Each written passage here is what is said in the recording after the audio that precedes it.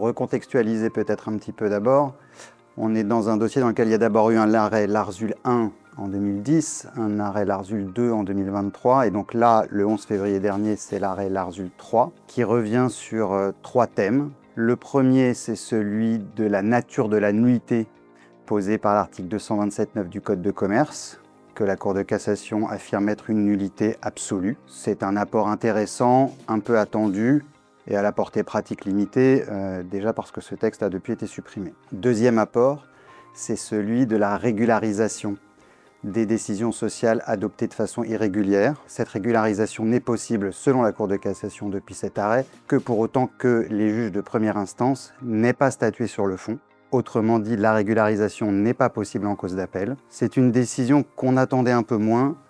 Le texte n'imposait pas cette interprétation, selon moi, et ça s'inscrit probablement pas totalement dans le sens des réformes récentes des nullités en droit des sociétés. Et le troisième apport important, c'est celui des critères de l'appréciation de l'influence de la violation considérée sur le sens de la décision.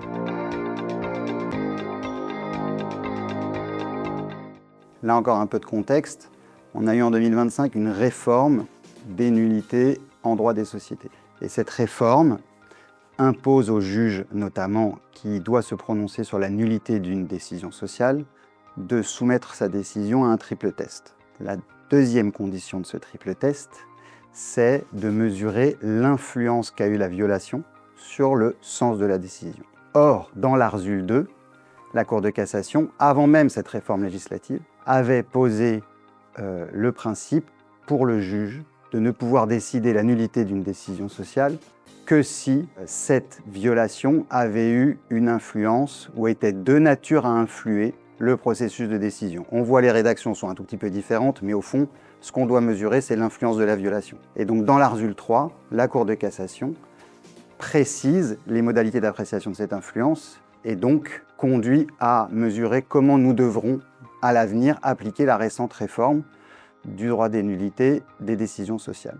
2 conceptions étaient possibles. Une première conception, ce serait celle de la Cour d'appel dans cette affaire, qui est de dire, dès lors que la violation a conduit à ne pas convoquer un associé à l'Assemblée, par définition, la non-participation de cet associé au processus de décision a influé ce processus, et donc la nullité peut être prononcée. Deuxième conception, qui est dite celle de la théorie du vote utile, qui est plutôt de faire une appréciation arithmétique, et donc de se demander si l'usage par l'associé absent de ses voix aurait conduit à une décision différente. La Cour de cassation choisit une voie un peu médiane. Elle ne se contente pas d'une appréciation arithmétique. Elle regarde le comportement des associés, les relations entre les associés, le contexte de l'adoption des décisions, mais surpondère quand même l'appréciation arithmétique pour décider ou non que la violation a eu une influence.